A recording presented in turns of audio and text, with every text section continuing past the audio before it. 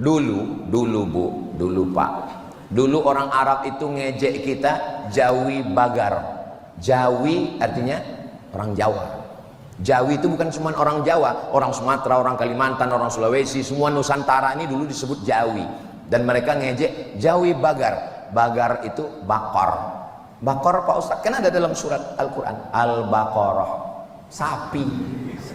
Asal ngelihat orang kita Jawi Bagar. Kenapa dia ejek kita Jawi Bagar? Karena nggak lancar ngomong Arab. Asal ketemu Jawi Bagar. Bagaimana Allah mau mengangkat derajat orang kita di Makkah? Lahir seorang laki-laki, hafal Quran, hafal hadis, nulis tafsir. Judul tafsirnya Marah Labid fi Kashfi Ma'anil Quranil Majid. Namanya Syekh Nawawi Al-Bantani. Orang mana tuh? Banten. Tolong ingat baik-baik, mungkin ini nanti akan keluar dalam UAS ujian akhir semester.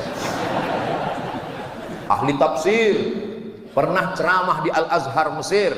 Syekh Nawawi Al-Bantani, makamnya di Mu'alla di Makkah Al-Mukarramah. Lalu ahli hadisnya, datang lagi seorang anak laki-laki dari Jawi juga, namanya Mahfuz, di ujung namanya At-Turmusi. Turmusi itu dari mana Pak Ustadz? Tremas Pacitan. Pripun kabare panjenenganipun? Sae, muga-muga sing melu acara iki padha kabeh mlebu nang surga. Oh, banyak orang Jawa. Dari Pacitan, ahli hadis, orang hebat. Muridnya siapa? Syekh Mahfud Al-Termasi punya murid.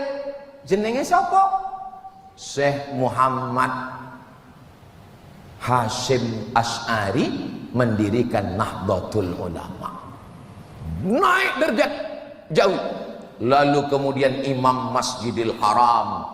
Ada seorang anak laki-laki merantau karena keluarganya ditekan oleh Belanda, menyeberang sampai ke Makkah.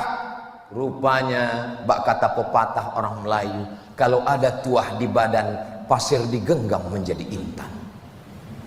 Suatu ketika dia sudah hafal Quran, dia hafal hadis, menikah dengan anak orang kaya.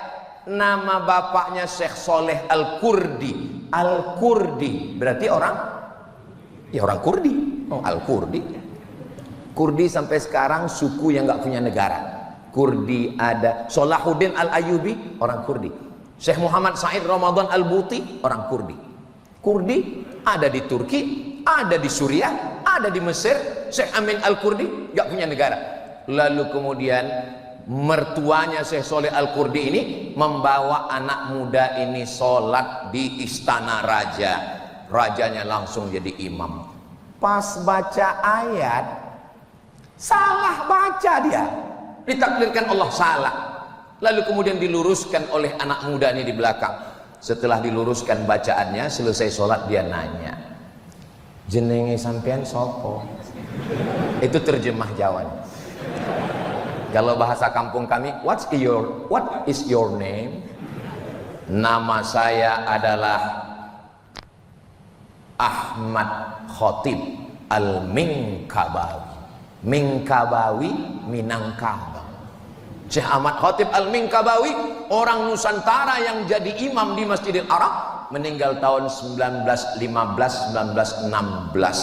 Maka bangkitlah marwah harkat martabat orang Nusantara di Makkah Al-Mukarramah. Lalu Syekh Ahmad Khotib Al-Minkabawi, Syekh Nawawi Al-Bantani, Syekh Mahfud At-Turmusi mengirim murid-muridnya. Satu muridnya pulang ke Jombang mendirikan Nahdlatul Ulama. Satu muridnya pulang ke Yogyakarta. Itulah dia Kiai Haji Ahmad Dahlan. Satu muridnya pulang ke Sumatera Barat.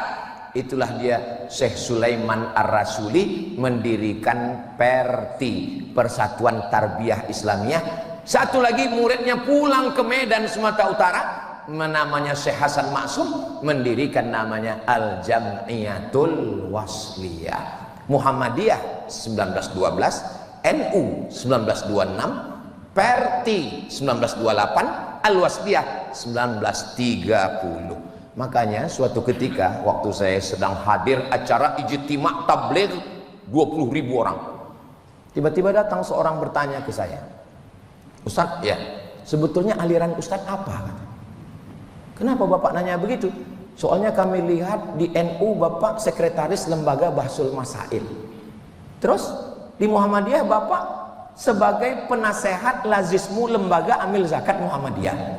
Terus di Al-Wasliyah kami lihat Bapak di komisi dakwah. Terus di Perti Bapak komisi fatwa. Terus saya balik nanya, kamu siapa? Saya Intel, Pak.